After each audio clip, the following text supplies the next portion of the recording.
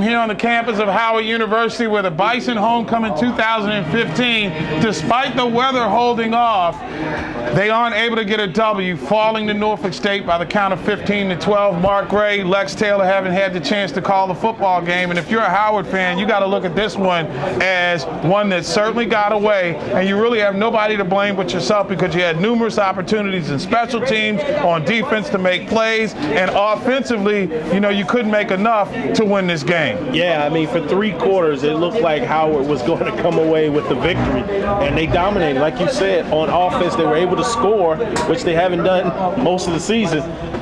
Defensively, they did a really good job, I think, in the first half of containing Hankerson and kind of putting a lot of fear in the receivers for this Norfolk State team. And then on special teams, getting the turnover, the safety, they put a lot of pressure on Norfolk State. But in the end, that fourth quarter, you just saw the confidence of Hankerson, who showed you why he's one of the top quarterbacks in the MEAC conference this season. And I think he's definitely one of the front runners for Player of the Year because he had a great game. But you will have some people in this conference that may actually hold it against Hankerson because he's got another Player of the Year candidate in Isaac White.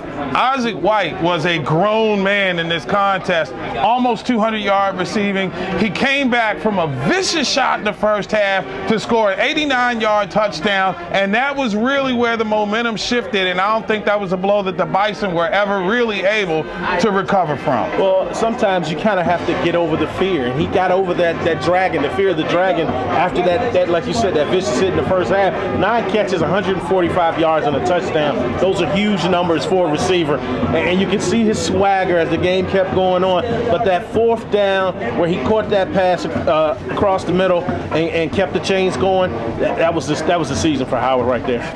Certainly, and now you got to wonder right now, this is a devastating blow. We talked about how Howard needed something to really feel good about themselves, and they were feeling good going into the fourth quarter, but you never got the sense that they really had command, despite that they were at home and despite the fact that they had a crowd on their side.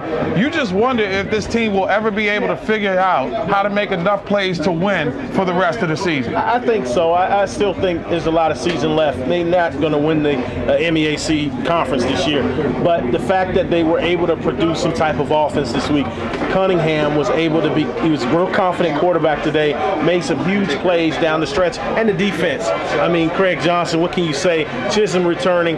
The defense did really well. They put a lot of pressure on Hankerson. They just got to improve that secondary, and they've got to close out these games. Certainly do. And Latrell Scott in his first year at Norfolk State, a lot of people said when he was at Virginia State and they were pressing Connell Maynard's Winston-Salem State team, they used to brag too much. He does coach with swag, but you know something? His team has a swag about them. They play confidence. It's hard to believe that this was a team that struggled the last couple of seasons in the MEAC. But what he said to me before the game was, the recipe hasn't changed. We're going to play power football. We're looking to do the same things that we did last year. It worked in the CIAA when he won the conference championship. Maybe too early to project that way, but the way they play defense and with the skilled players that they have as this offense evolves, they're going to be a tough out. So it's going to be interesting to watch them when they go up against the A&Ts, when they go up against the South Carolina States and the elite competition down the stretch of this season. Yeah, I'm really curious. They still got some work to do. The special teams, they got to shore up that special teams. They had a lot of flaws there today. I think offensively they can run the ball better. I mean, in the first half they only had 10 yards rushing, and most of that was by the quarterback, Hankerson, running from that pressure that Howard was presenting him. So Scott's got some work, but he's 2-0 in the MEAC conference. You knocked off Hampton. Hampton loses to A&T today, so now that pretty much ends their chances of winning the conference title. You still got Morgan State on your schedule. Like you said, South Carolina State's strong, Bethune-Cookman is strong, and they've got a date, I think, with North Carolina A&T.